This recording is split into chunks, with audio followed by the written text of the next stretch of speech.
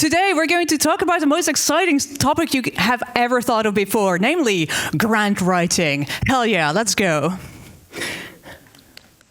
So, hi, I'm Bertine, or Bertine, depending on how you would like to pronounce my name.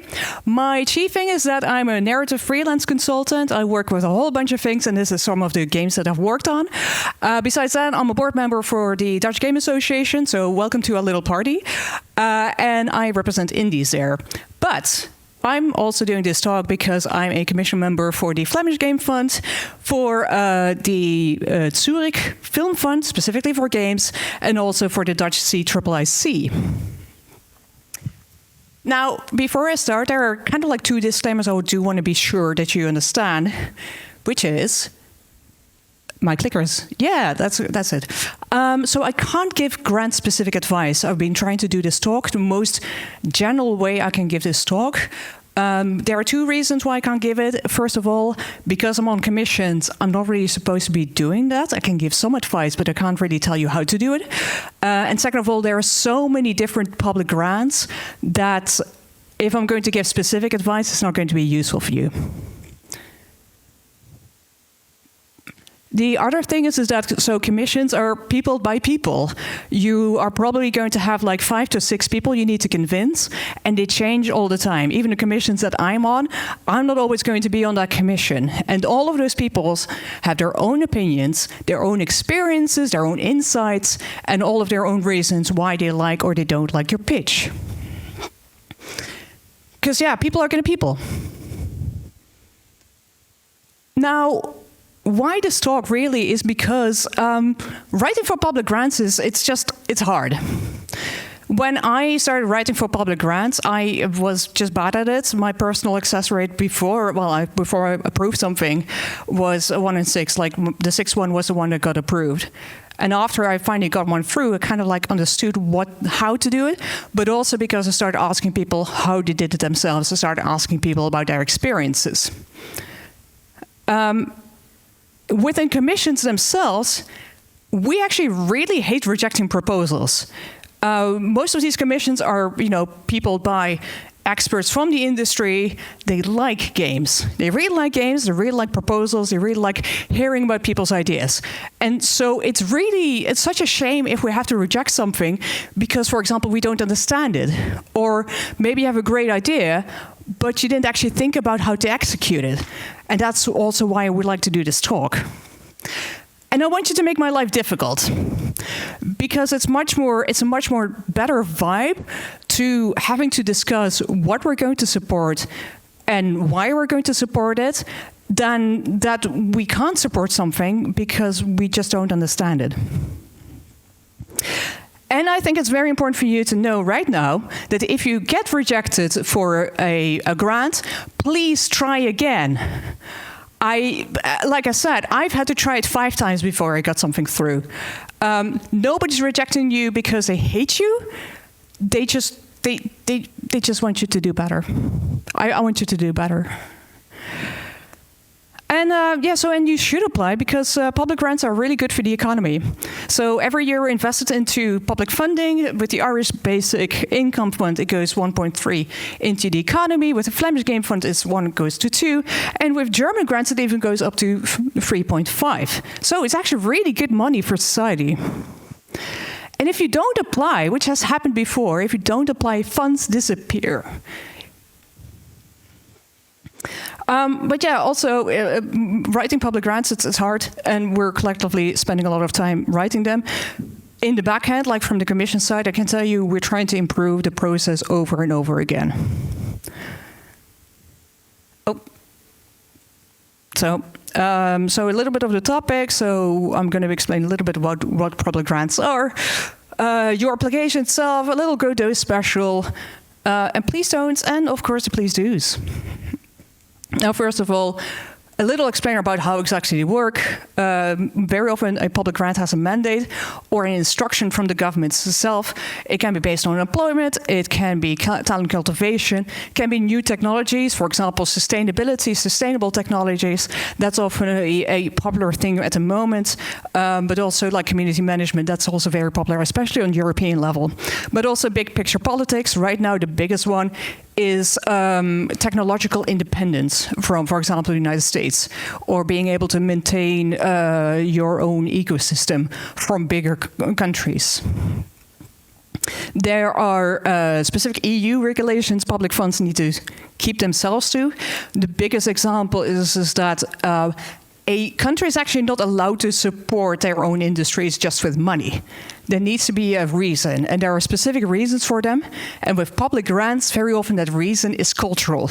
So whenever you see a public grant and they ask you all sorts of questions about like, well, how is this game going to be Flemish culture? That's the reason why they have to ask that question.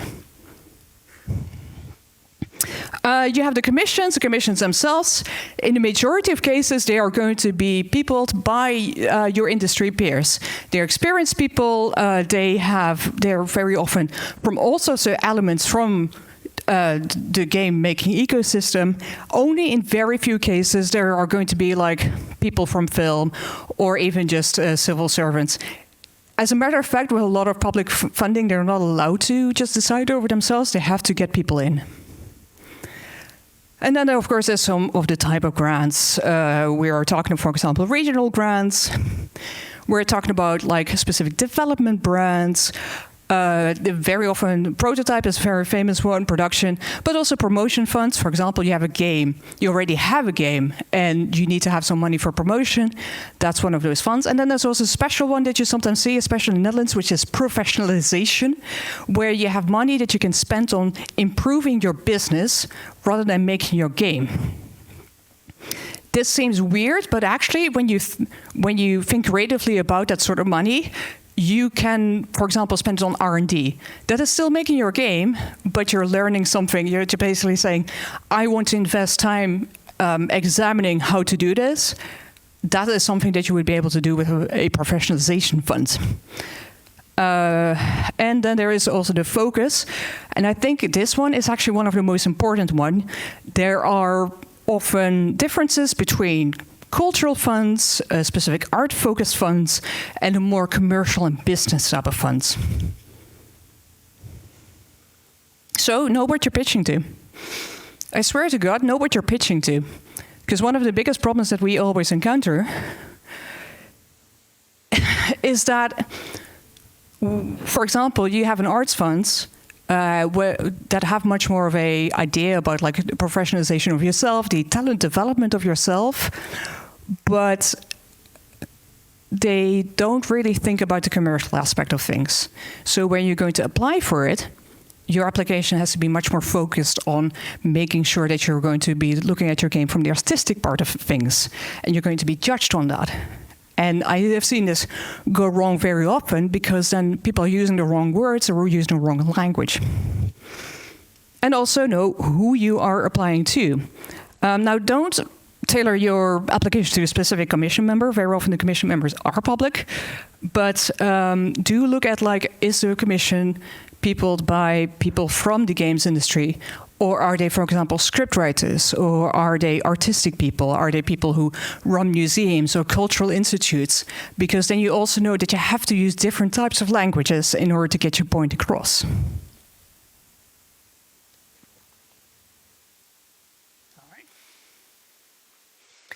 Now, the first steps really with trying to write an application is simply open the fund documentation. Majority of funds, they have like a PDF online where you see what exactly the requirements are. So what specific topics you need to include into your application, but also what you need to put in the question form, how many pages you need to do, and also the paperwork requirements itself. For example, your CV is a business registration, your letter of intent. Don't leave this last minute. From my own personal experiences, I know that getting letters of intent can actually take a long time before you get all of the parties on board. But it is important, and if you already put it in the document beforehand, you know exactly what you need, instead that you have to keep on looking through the documentation itself. And if there's anything unclear, please contact the fund itself. These people are actually very happy when you call them, because again, they prefer you to write your application knowing what you're going to write, knowing what you need to write, instead of that you feel like you have to make it up yourself. All right, so you pitch. So one of the bigger problems I also encounter is that it's unclear what exactly people are pitching. We all have like a game idea in our heads. We feel like, okay, well, obviously this is going to be very obvious to anybody reading this. Once they play my game, they know exactly what I'm trying to do. But unfortunately, very often you still need to explain it on paper. And it has happened before that we had like a conversation with the other commission members where we're like, this looks cool, but we don't know what they're going to build. We also don't know why they're going to build it. So for that, I would like you to advise to use the 5W1H method, which is the who, what, when, where, why, and how, and to start out your application with just a paragraph that answers all of these questions. For example, this is Massive Murder Moons, a card-based gravity shooter with deduction mechanics. So we are Team Lunatics, an ex-AA based in Amsterdam. We're in the astronomy evening and realize gravity and deduction mechanics could bring an extra way to shooter gameplay. We're building Massive Murder Moons in Godot. We're aiming to release a PC version in 2029. All of the questions all of the 5 Ws and the 1H are being answered here. If this is your first paragraph or your first 2 paragraphs, you make things a lot clearer to yourself and also a lot clearer to your commission. Or perhaps a 2-minute pitch video. Just grab your phone, talk for 2 minutes to yourself on the phone, and tell yourself or tell somebody else what exactly you're going to make.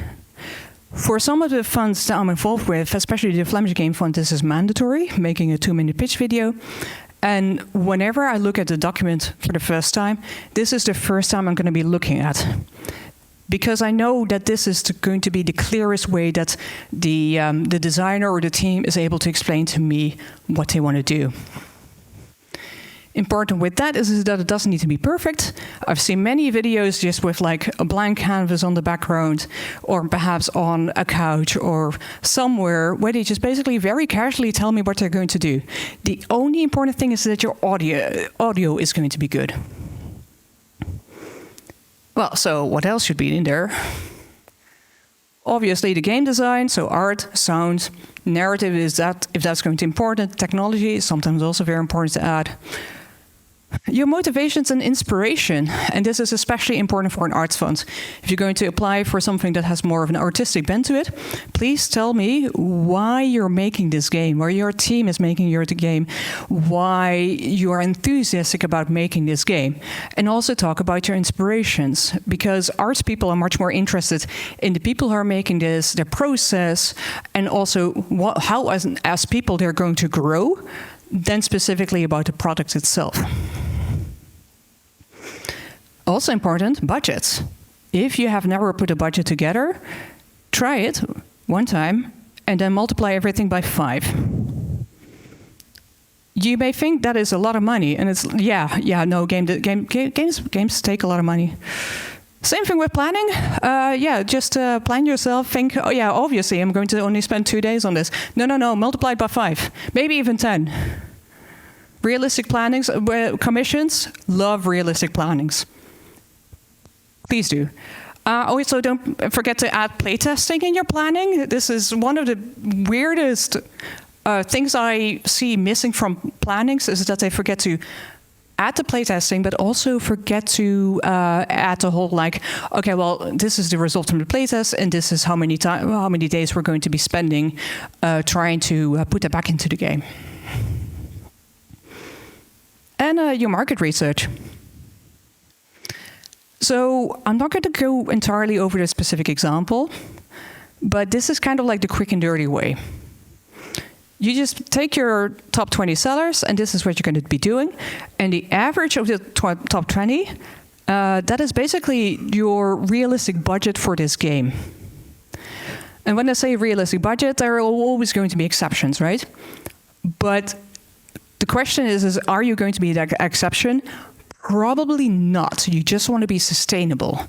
So if you find out that your maximum budget is going to be, let's say, 200K, that is also the budget that you're going to be telling the commission. Like if you're going to go for a production budget, you say like, well, I can get 50K through this production fund, but our full budget is going to be 200K. If you tell these sort of things, people love it. People on the commission, they love it because it shows that you've done your research, and it also shows that you're being realistic. Yeah, so commission members do look at this. Now, obviously, there's a Godot special here. So the biggest thing that I've heard, it's no longer as much, but people ask me about porting. Also, in commissions, whenever we have Godot-specific applications, that is some of the things that the commissions talk about. Thankfully, that has become a lot easier nowadays, but it's still a question you probably want to answer in your documentation. I would really recommend to talk about your experience developing in Godot, because, for example, if you're trying to budget for your audio implementation, or you're trying to budget for controller support, anything that Godot already has out of the box, it's very useful to tell the commission that that's already implemented. Because if you, for example, come from Unity, people are like, well, they've under-budgeted these elements from the game design, and that's not the case. But there's also one thing I would like you to ask not to do. Please don't tell me you're planning on disassembling the engine. You don't want to know how many times I've had people telling me like, well, so the first thing I'm going to do is I'm going to remove all of these things from the engine. And this is weird to me because, sure, if at the end of your production you're going to optimize it, or you see that your file size is going to be too large, for example, for an HTML5 game, and you're like, well, I'm going to compile it and I'm going to make a light version, that's perfectly fine, Adding more plugins or whatever sort of thing, that's not what I'm talking about. I'm literally talking about people who tell me, I know how to better C++ code than the Godot people. And maybe that's the case, but just how I said about mandates. Look, if this was a fund that is about like I want to outprogram these people, then sure, get the money. But this fund is about you making a game. At the end of the case, I want you to make a game, not disassemble the engine. So I swear, don't do it. So other please don'ts. Please don't use generative AI in your application. Oh no. This is because if you have never read an application before, you've never written an application before, and you're like, wow, my text is so bad, I am going to use a generative AI to make it look better. I can tell you the generative AI is going to be creating a lot of beautiful sounding words, and they mean nothing. I have had many applications. If they are written with a Gen AI, I can immediately tell it because I don't understand what the hell is happening. There are words being used that I can't use it. And also, you'll forget what you wrote and where. That I've had hearings where I'm asking people about, like, hey, how about this element? And they're like, what do you mean, which element? I'm like, well, on page 62, you're talking about this thing. They're like, hold on, I need to grab. Right? That is not a conversation you want to have. It's much better to be a little weird with your text, because we're not paying you to be good writers, right? We just want you to be clear. Also, it provides useless concept art. What would sometimes happen, especially with the prototype phase, is that they would generate these beautiful pictures, right? But they wouldn't actually tell me anything about how the game was going to look like. It also wouldn't tell me about stylistic choices, or when I would look at the concept art, I go like, well, how are you going to do that with 25K? So please don't do it. Instead, just use a mood board if you want to be talking about art. Oh yeah, please don't pick a fight in your application.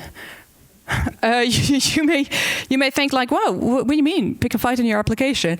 Sometimes we get a lot of comments about how useless the questions are in the application. And I'm like, I don't know what you want. I don't know what you want. I also please answer, even when you think that the questions are stupid, please answer them correctly, because again, then I have to refer back to the EU regulations. If the fund does not get these the proper answers in there, and somebody's going to look at that, the fund is going to get in trouble, and you get no money.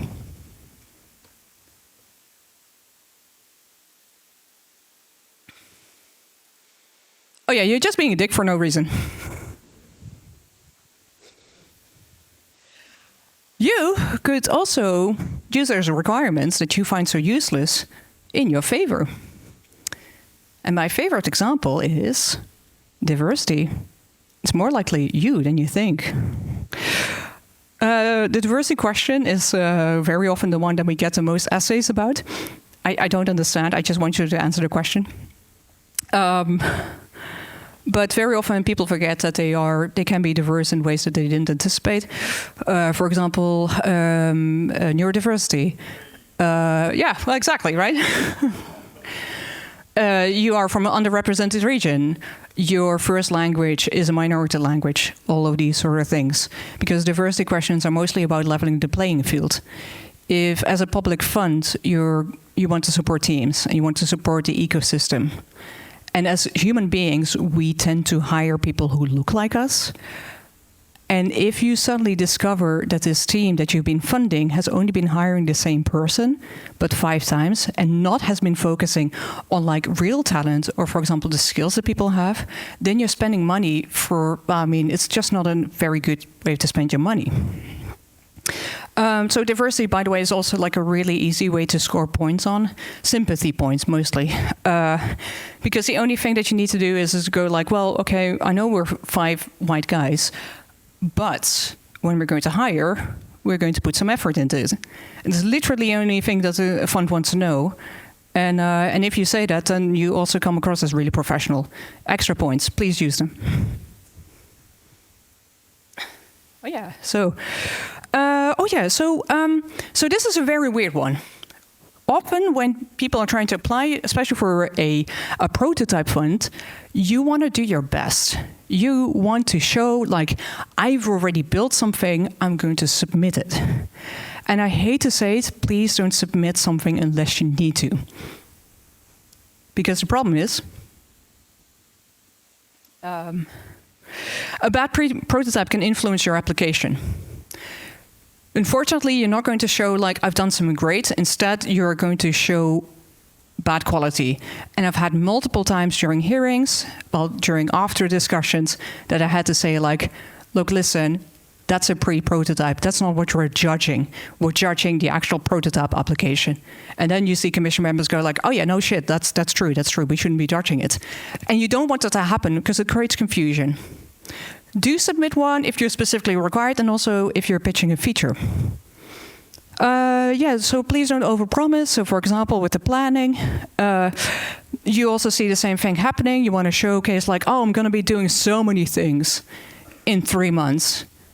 And very often we don't want you to do that, because right now you may still be able to do that in 3 months, but once you get to full production, you're going to be too tired to do that. And if you're going to continue doing the same sort of like efforts, you're going to be burning out. And we don't want to spend money on people burning out. It's just not going to be healthy. So please be realistic in your planning.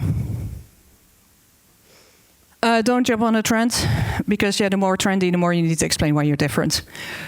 Again, if you're like, well, I'm really inspired by this sort of game, like especially with the best core type of games that we have nowadays, if you're really inspired, you want to do something cool with it, please go ahead. But do be aware that the more trendy it is, the more you need to explain why you're unique. The same thing goes for tech. We get a lot of generative AI applications. And there, I very often see that they don't understand the tech itself. So they pitch a tech because they think like, oh, we're going to get money for this. And with public grants, very often that's not the case. So let's talk about some please do's. Yeah, so please budget yourself proper. So this is the one specific example for the Netherlands, which is that we have a fair pay and a fair practice code. And that roughly translates to that you can't underpay yourself when you do an application. if you're going to underpay yourself, it's quite possible your application is going to be denied, simply because they're not allowed to fund applications of people who underpay themselves. We are also working on a fair pay guide, which explains to you how to properly spend money on yourself. If you need to match fund, and sweat equity is allowed, so sweat equity is your own hours. There's a trick to it, which is that you up your rate a little bit more than you need, so to cover the hours you can't compensate with the grant. And so, for example, if you pay yourself €25 per hour, you can again ask the grant to cover 50 per hour. Now, you may think, like, isn't that cheating? Bertine, why are you telling us to cheat? Well, because we all know that you're doing it. So please use it, just don't overdo it. Be a little reasonable. Yeah, so please update your build after your submission. I don't know why people think that they're not allowed to do that. As a matter of fact, we love it when you do that. I've had many times where I would start up a build and it was just broken in some way or another, and I have to mail the people running the commission to ask for a new build. If you find yourself like, oh shit, there's a game-breaking bug in there and I didn't discover it until after I submitted it, just immediately contact people, submit a new build, please do. If, for example, you had to submit a link, there are some solutions for that too. So, for example, in Drive, you can just grab the file, go to Manage Versions, and upload a new version, and the URL stays the same. There's also H, which has a very good way of doing version management, so please use it. And also Slice.com and Bitly, they also allow changing the custom URLs.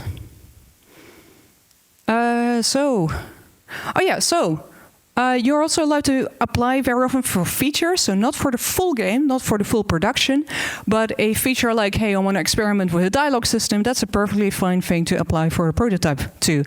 If you, during full production, you're like, well, we already have like the whole graphics thing, but we want to expand, for example, the levels, that's perfectly fine to apply for. So smaller funds are especially happy to fund specific elements, because they know it's not realistic to build a full game with 25K. But you do need to keep in mind that prototyping is more than skeleton gameplay. The amount of times that people have done their prototyping and they come back for us for vertical slice or production, and you suddenly see like, oh, all they've done is just the game and they haven't actually done prototyping, that can become an issue. So if you're going to prototype, please use that time for prototyping. So the other thing I really recommend is to be business creative. For example, you can often get more money if you get another company on board, not just because you have more people, but because they also really like collaborations. So for example, Stimuleringsfonds here in the Netherlands, when they had the professionalization fund, they had two tiers, which was a 10K and a 24K. And the 24K was accessible if you got more than one company on board. If that company was made of only one or two people, that was completely fine. But it allows you to do collaboration. It allows you to do, for example, bulk buying of like consultancy. And it is just a better spending of the money, and therefore you have a higher tier. So please have a look at it whenever you see funds. Now also, please ask people with successful applications if you can read their submission. I have learned a lot from that.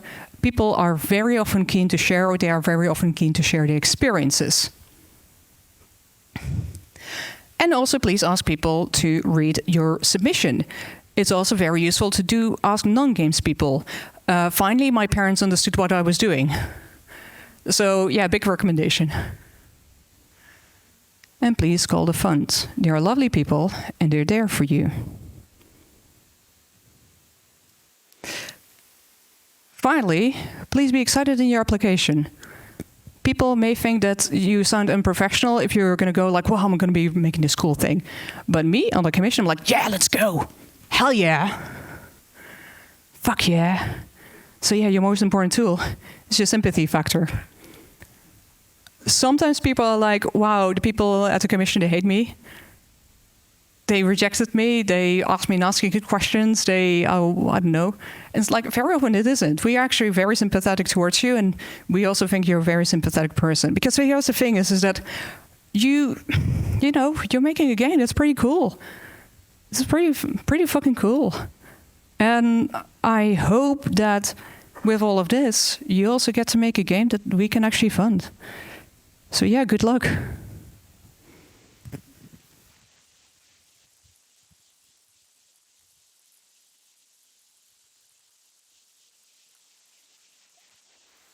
Thank you very much for the presentation. Unfortunately, we don't have enough time for some questions, but if you want to approach, then you can do that. Yes, I mean, I'm very happy to answer any questions. I'll just be standing outside. Please approach me.